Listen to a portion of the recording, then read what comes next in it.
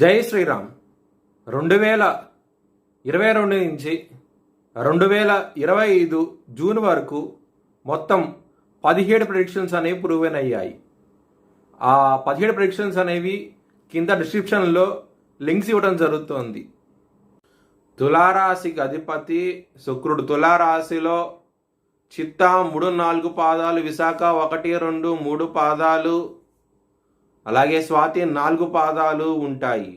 ఈ నక్షత్రం వాళ్ళందరికీ నేను చెప్పే వార ఫలితాలు వర్తిస్తాయి. ఈ వారంలో లగ్నాధిపతి అయిన శుక్రుడు సప్తమ స్థానంలో ఉన్నారు. చాలా మంచి ఫలితాలు అంటూ ఉంటాయి. బిజినెస్ పరంగా ఇంప్రూవ్మెంట్స్ అంటూ చూస్తారు. చాలా ఆనందంగా ఉంటారు. దశమ స్థానంలోకి బుధుడు రాబోతున్నారు. 12వ స్థానం అధిపతి అయిన బుధుడు దశమ స్థానంలోకి రావటం మూలంగా చాలా మంచి ఫలితాలు అంటూ ఉంటాయి.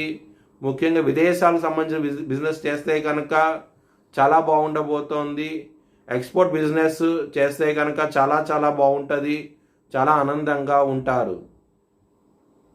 కెరియర్ పరంగా చికాకులు ఉంటాయి, గొడవలు ఉంటాయి. కొంచెం జాగ్రత్తగా ఉండండి.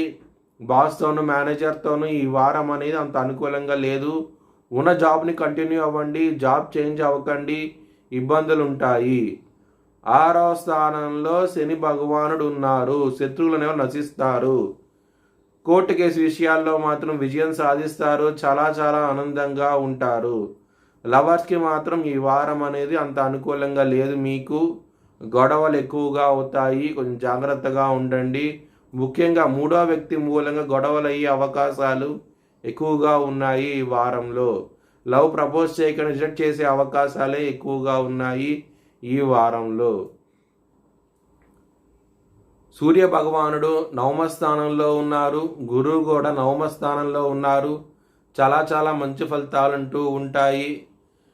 ఎవరైనా సరే చదువు కోసం విదేశాలకు వెళ్ళాలనుకుంటే కనుక ఈ వారం అనేది చాలా అనుకూలంగా ఉన్నది. వీసా ఇంట్రెస్ట్ క్లియర్ చేసే అవకాశం ఎక్కువగా ఉన్నది. మీరు అనుకున్న యూనివర్సిటీలో మీకు సీట్ రావడం కూడా జరుగుతుంది. చాలా ఆనందంగా ఉంటారు. హెల్త్ పరంగా కొంచెం జాగ్రత్తగా ఉండండి.